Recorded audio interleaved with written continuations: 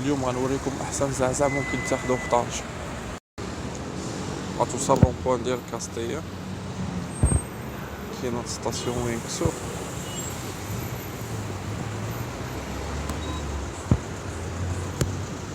ها هي البلاصه.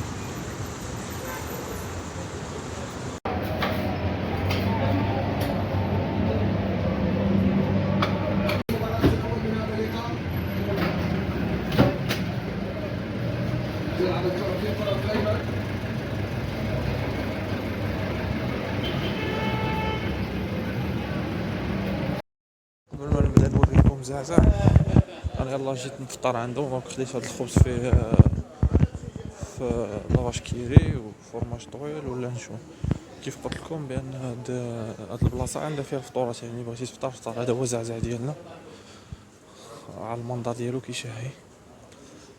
فيه عندك بزاف ديال الطبقات. هذه الاولى كتلقى فيها اناناس، الفريز، الكركاع، اللوز، التمر والكاكي، وفيها حتى التفاح.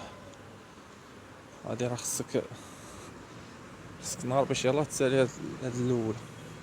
كيف قلنا بان علاش عجبني هاد الزعزع، حيت عندهم كلشي طبيعي، يعني ما كيديزوش فيه باستا ولا لي كريم. هذوك اللي ما صراحه ما كيبقى عنده حتى شي فائده زعزع ملي كتزيد له داكشي.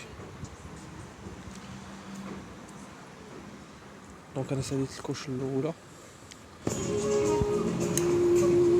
خصك على الاقل تضرب واحد نص ساعه وانت كتاكل فيها ولا شي ساعه. وإلا ما كنتوش تقدروا تكملوه كامل، كاين عندهم الصغير. انا طلبت هذا الكبير، الصغير صراحه ما كنت غير شي واحد يطلبوه. ملي كتسالي كتهبط لهنا لتحت. هاد الكوش هادي فيها كتلقى البنان، كتلقى فيها عصير. في الليل واحد المره كنت جيت لعندهم كان لقيت لافوكا. دونك كل مره شنو كتلقى فيه حتى العسل هنا حر، وفيه اكاجو مطحون هنايا. وانتم كيشوفوا انا ساليت العمليه.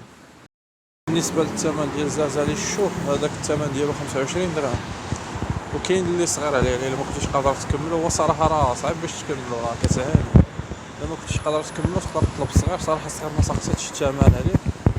ومن غير هادشي تقدر كيما تقدر تطلب الخبز اللي بغيتي، البيض، يعني الفطور عندهم كامل تما.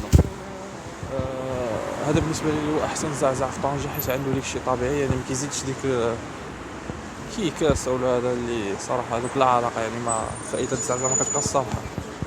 ديك الساعه خليولي في الكومونتير شنو هو واش كاين شي زعزع واعر سوا في طنجة نمشي نجربو، والمدن اخرى شكون البلايص اللي فيها زعزع واعر.